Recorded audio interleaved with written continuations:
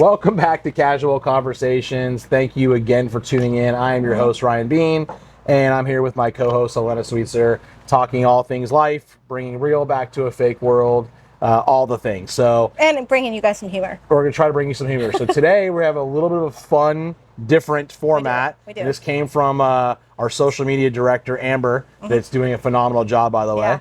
So what are we getting into today, Amber? Today we're gonna do some questions and answers, some rapid fire from the listeners. So we're gonna start. If you could give one piece of self-help advice for your younger self, what would it be? Go. You want me to go first? I'll go first. Okay. I would say to talk less and listen more. I think that it took me a long time in life to realize that there was so much knowledge that I was surrounded by, and I ignored a lot of the lessons. I learned a lot of about life from great mentors, and I did a lot more talking and a lot less listening, and I wish that I would have become a better listener earlier. I think it would have made me a better employee. I think it would have made me a better husband. I think it would make me a better father. So I think that is probably the biggest piece of advice I would give my younger self, which is, and again, I still need to take this advice because I talk too much. Talk less and listen more. Ironic. I know. Actually, I was trying to I wasn't not listening. I was trying to think of my own. I took a big leap early in my life, but I think one thing that I would be even way more ahead in life right now is if I went all in on myself earlier in believing, reading self-development books. Now, I started that about 23, 24, but I think going into college and knowing who I am and not be able to be influenced by bad influences, I think I would be way more ahead. That's a great one. If I like that. Go all in on myself. It's a good piece of advice. Yeah. Okay, the next one. Have you ever faced a moment when you felt completely stuck? And if you did, how did you overcome it? Oh, that was me last year. I guess I'll take this one. Go for it. It kind of comes down to me. I thought of it as sink or swim. You only have two options. There's no floating. So you choose what is a bigger pain. And I chose to swim. And how do you do that? You surround yourself with the right people. If therapy was that for me, books, and readjusting your mindset.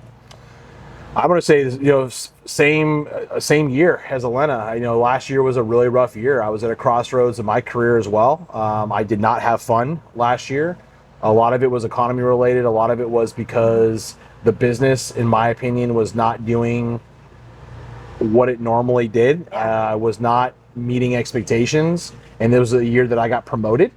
So it was a hard pill for me to swallow to have been promoted to see a year of failure, to be honest with you. As far as how I overcame it, similar to Elena, I don't know how to quit. I don't know how I can even say that the words can even come out of my mouth. And I think that's driven me to just change my strategy and change what kind of leader I wanted to be, what kind of person I wanted to be. I really focused on myself more, to your point earlier. And I think that's, this year is not, again, where I wanted it to be, but we have definitely seen a great amount of progress this year. And I do believe it's because I refused to give up. I was willing to be adaptable and change my strategy and change how I did things personally and professionally. And I think we're seeing things move forward. Winners always win because they refuse to lose. Okay, if your life was a self-help book, what would the title be? What the fuck? There is no hope. There is no hope for this guy. What would the title of the book be for self-help? I would say, I got to think about this one for a second. Yeah. That's a tough one to put on the spot. Insert elevator music. Exactly. I'll have to think about that one. Do you have a go ahead. What do you have? No, for I don't yourself? have. What I guess would be is becoming the authentic you, because it took me all my 20s and all that pain to finally get now at 34, be like, it's way more natural to just be you and attract that in your life, right? And that's been the difference in my life lately. That's a good one. You have to work on your title. Oh, I already know. Go. I don't know. You're an author. You should have a title for children's yourself. author. Yeah. Okay, but I don't want anybody stealing my branding on this. Oh, then I mean, don't give it up. Well, then. I'm gonna verbally say my branding. It's the be you, do you, be true. I'm telling you right now, I'm making this I love into that. a business. I love that. I already started with ChatGPT working on a business plan for it. I think for me for self-help would be focus on real relationships, put yourself out there, and be willing to make a fool out of yourself. Well, that's not a title. That is a title. I'll have to work on it. ChatGPT will work on it. You need to do like abbreviations. Yeah, I gotta figure that stuff. I gotta figure that out.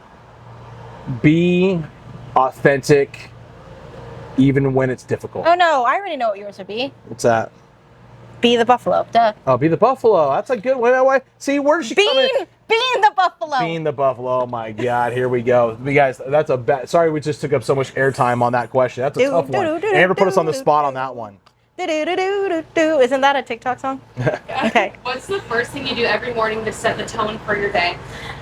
I'll take this one first because mine has not been the last few months because I've just literally wake up and work and go back to bed and then do the same thing. But I've been working with my real estate coach on getting back in my morning routine because I was always my happiest version when I had wake up, coffee, read my self-development book, go to my workout, and come home and everybody's still sleeping. It was literally the only time that it was legit me time. Well, beating the sun up is a first line of discipline, right? Because it's Yeah. like, okay, I got to beat the sun waking up. Yeah. For me, it is, I look myself in the mirror, I say, man, you're a handsome devil. Then I immediately go to the coffee machine. I pour myself a cup of coffee. Then I cold plunge. Then I go back in the mirror and say, you're not that handsome after all. It was the blurry eyesight that you saw. Get You were dressed, still waking up. Get dressed. Hey, still waking up, get dressed, and I go to work. Yeah. How do you deal with moments of burnout? For me, I enjoy golfing when I get an opportunity to do that. I think it's a good way for me to be in one with nature. I love being outdoors. I like being around water, big time, pools, oceans, lakes, you name it. It calms me. I listen to a lot of music. So when I'm burned out, I will listen to a lot of podcasts. I'll listen to a lot of music right here in this very seat that I'm sitting in now. A lot of times I'm out here by myself because most of my family hates, warm Texas weather. I like the heat. But I think for me, I just get a lot of joy out of listening to good music and just getting myself kind of relaxed and chilled out. And I love the sound of water. That's how I chill myself out. Yeah. I think it goes back to doing things that make you happy. And to me, it's playing Zelda. I actually just started. Kian's been watching me play it, and he's like into it right now. Or doing my nerd things, like just watching my Lord of the Rings and stuff, like getting out of my own reality and allowing my battery to recharge. And of course, being around people, your good friends, and having laughter moments, things like that. What's one piece of advice you used to believe but no longer do? Oh, I want to say it. Go for it. Be the bigger person. I don't believe in that because when you be the bigger person, you're allowing people to mistreat you and you hold your tongue and you allow those things. So I think it's calling be the better person. And that's allowing you to stand up for yourself, but in a manner where you're just being firm and respectful at the same time. But if you hold things back, when people are saying wipe it under the rug, I hate that. Hate it. Because you never get anything done. You bottle it up. It's good advice. Yeah. I think for me it's not that simple. I believe that it is. I think we are trained from people ahead of us that didn't have the guts to go out there and do stuff. They didn't want to change their situations. They didn't want to change themselves. They didn't want to change their career. They weren't driven enough. So they think to themselves that they couldn't do it. So it's easy for them to say it's not that easy. I think we make life a lot more complicated than it needs to be. We do. Because we think to ourselves that it's so hard. We believe it's going to kick us in the you-know-what. We believe it's going to be challenging and how are we going to overcome those things rather than saying, you know what, I'm going to figure this out. I'm going to figure it out faster. I'm going to be a better person. I'm going to be the right kind of husband. I'm going to put the effort into my job, all those type of things. I think it's a lot easier than we think that it can be. I think that's what I would say. I think adapting it is what it is mindset. The older I get, I'm like, okay. Yep. And you just move on. Move on. What's the funniest thing that's happened while recording? There's been a lot of them. We've had the camera die multiple times mid podcast. Is that funny or annoying? Mid podcast with everything right. We've Dying dog. We had a dying a dog. Well, it sounded like it was dying. A dying dog in the background. We had Elena lost our mics and found them in Kian's Lego box. Yeah. And that happened. We've had bad weather come through. Oh, how cold it was! Oh, remember I Am Jeff? That was. Oh, we had a podcast where it was so cold. Yeah. And we elected to do it outside, which was crazy of us. We had heaters in the fire going, Yeah. but it was so windy it didn't do anything. So that was pretty funny. Yeah, we had some good moments. What's the hardest self-help advice you've ever had to follow? Self-help advice. I don't just think it's hard because it's not natural for me. But when my my real estate coach, which he's part of it too, but my life coach, my therapist, told me to figure out my own measuring stick of success and stop paying attention to what society's version is. Mine would be learn how to fail and actually fall in love with failing. As long as you learn from it. That was a hard one for me to learn. It's still a hard one for me to learn. But I've realized over the years that failing has made me who I am today. As long as you've learned the lessons that come from it, most people fail once or twice and they quit, they give up. And what they need to recognize is that the failure is what shapes you. That was a piece of advice I wish I would have taken 15, 20 years ago. That reminds me, I took down another quote. I was watching Vikings. That just reminded me. Look, Vikings, learn. Oh, I must have had too much wine. I put 3 eyes. Listen and learn. Listen to the highest and the lowest. Learn from the prince and from the shepherd. And the greatest virtue is humility. We talked about humility before. It's Yeah. one of my virtues I believe in deeply the most is humility. Yep.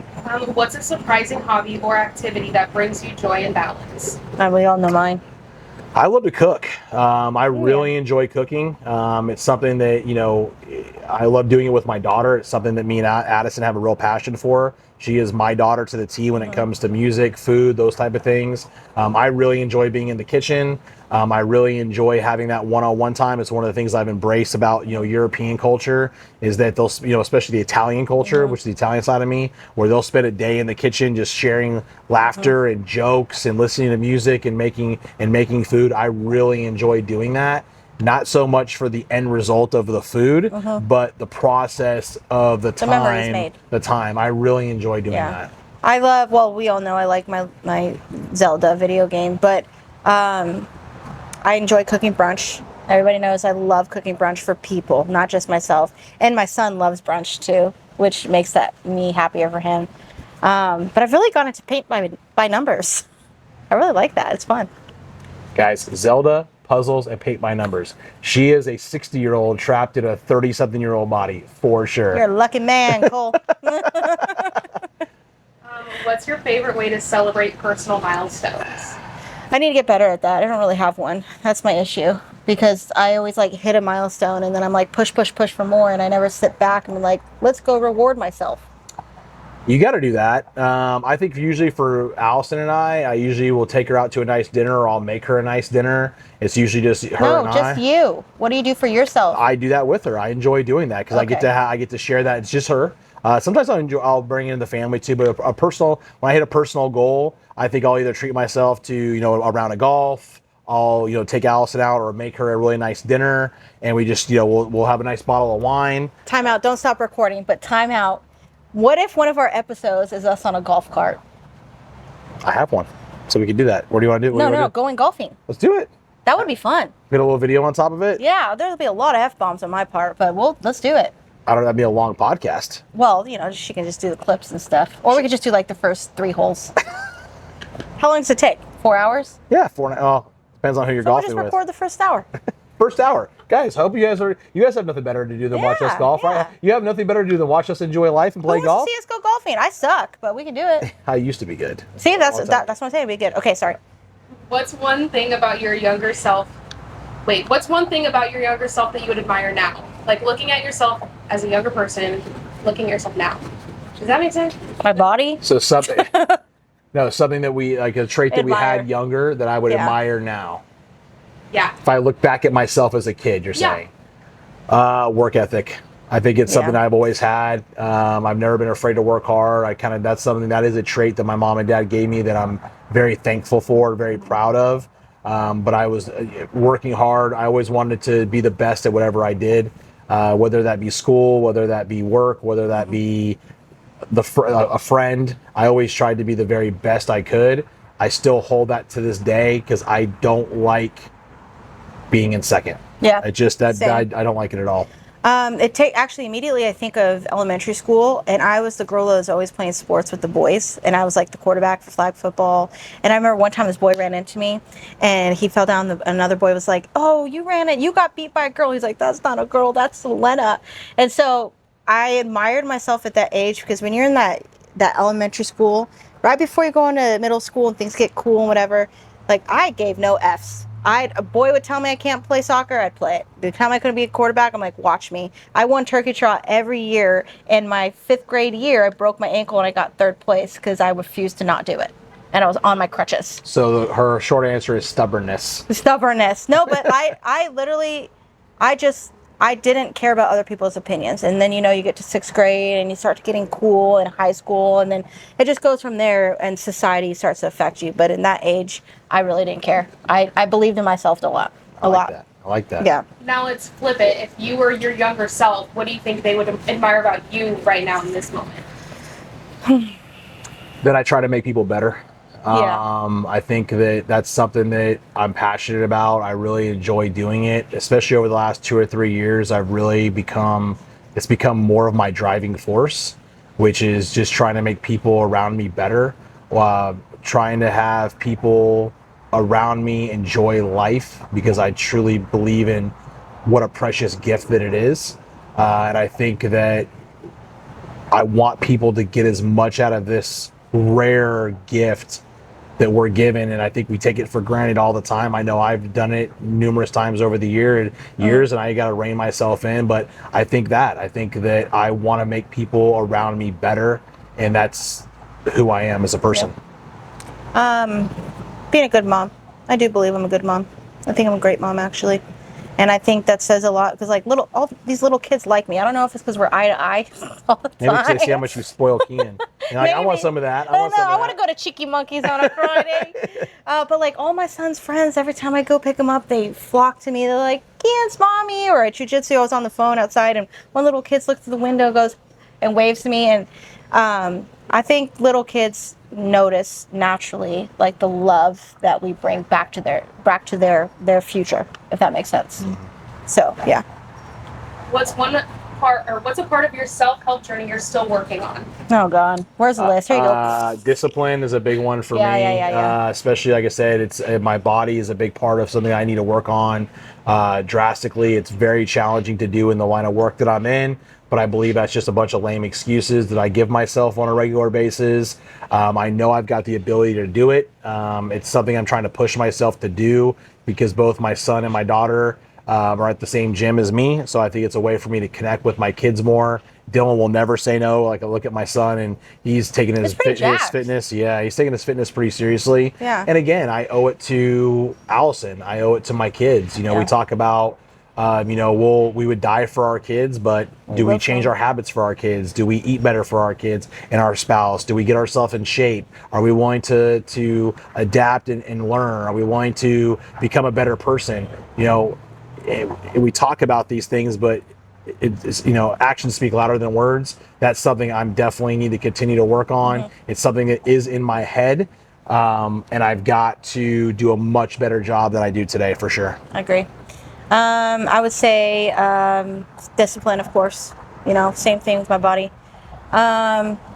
Patience, trusting the process. Trusting the process. She is learning something off this podcast, guys. I love it. Trusting the process and realizing I can't force success faster. So everything I'm doing now is built for the journey in the future. And self-talk, honestly.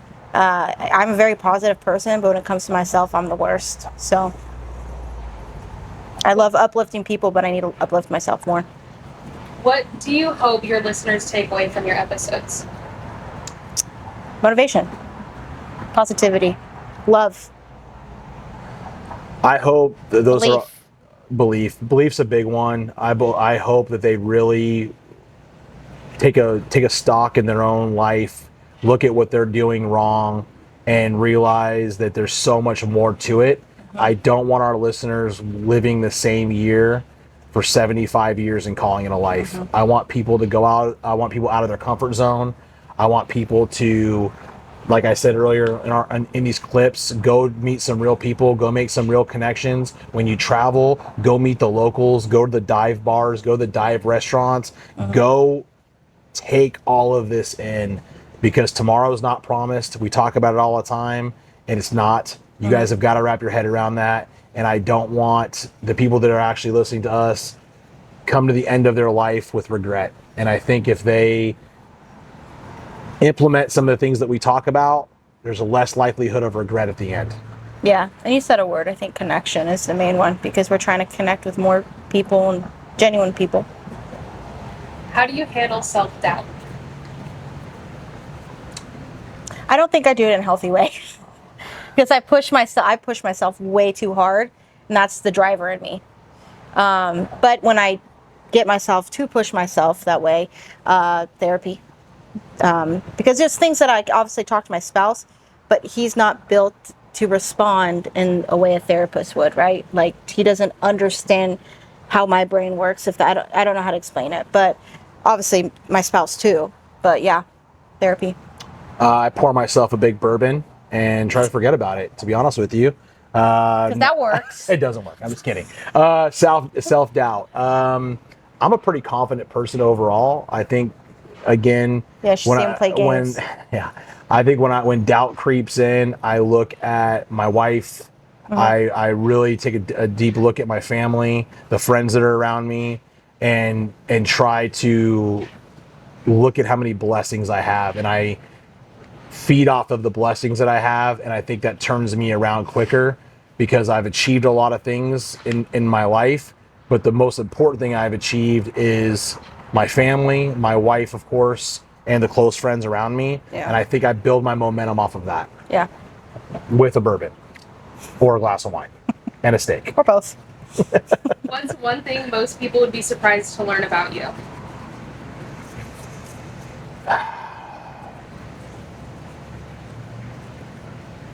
I feel like I'm an open book. I feel like you are Yeah, I mean, if anyone asks me questions, I try to always be honest with them.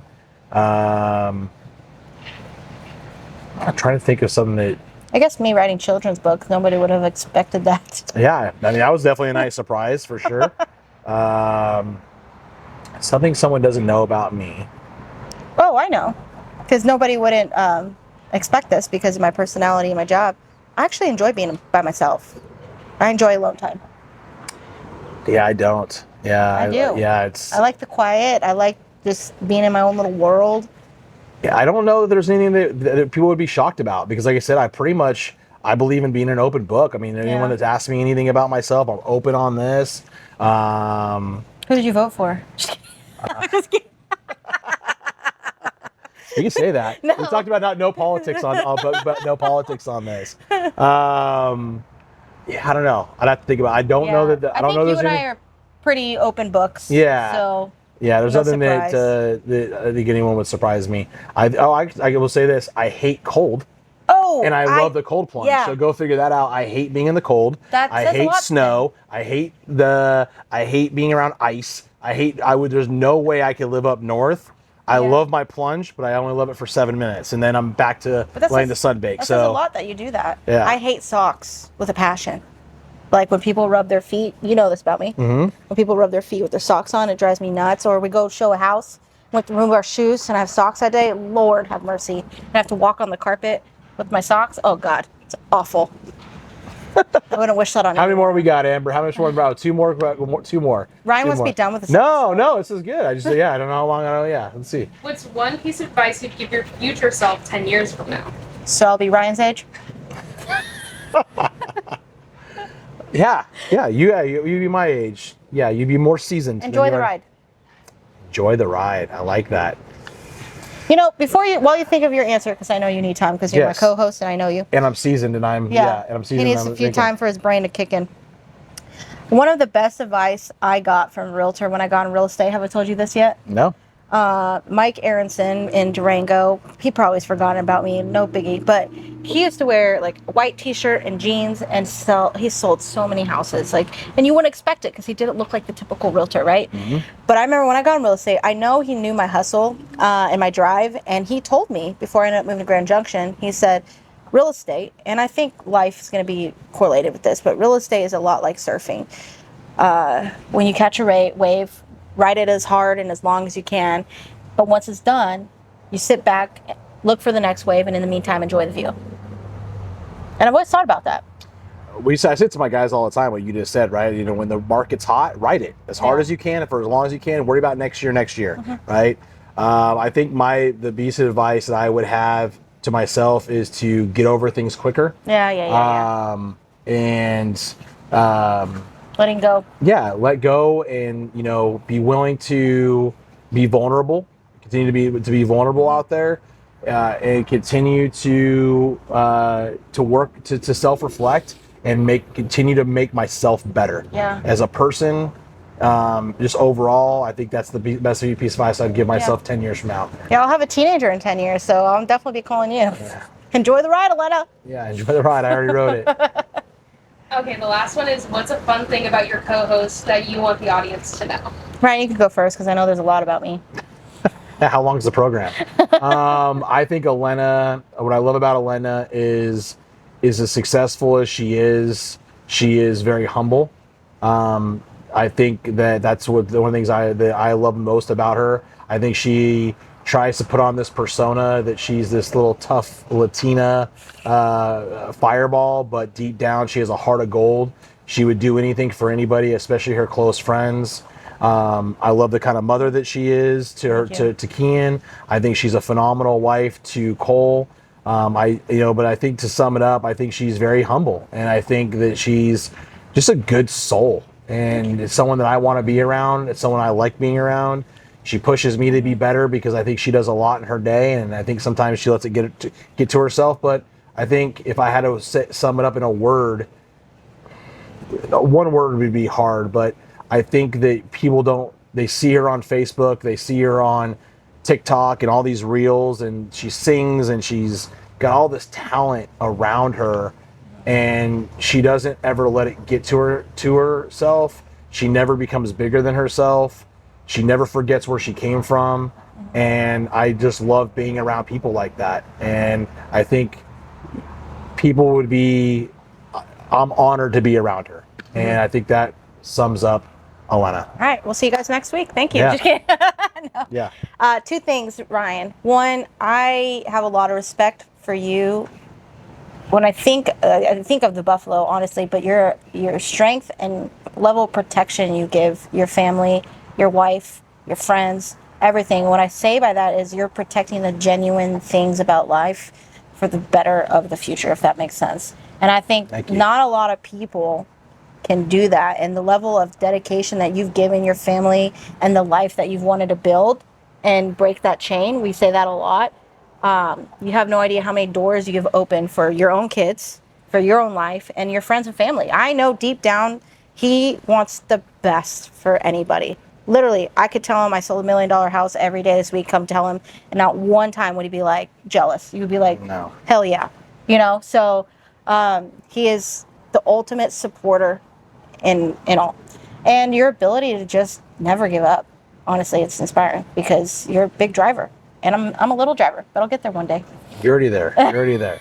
She just has to be the Buffalo. Well, thank you for the kind words. Yeah. And I think Amber put us on the spot with that last one. So I think this was a fun one. Hopefully you guys get to see a little bit more of our personality. I know we get kind of sometimes in our rut on some of the topics that we talk about. So Amber, thank you for bringing this one. Well, that's your guys' fault because you don't tell us things to talk about. We've asked you in comments and they don't comment. Well, these are some of the questions that people have sent to Amber. So at least there was some of that stuff in there. So. But I meant episode topics. Yeah, guys, we're here. We're here to talk about it. And again, it's anonymous. We're not going to call you guys out. So if you guys are in a rut if there's a situation at work or in your house where you're like, man, I feel like they have a good outlook on things, and you would want our advice on how we would handle that, guys, that's what we're here to do. We're building this community around people where they feel like they're safe. They can come to us and talk to us about whatever. And again, we're not professionals by any means.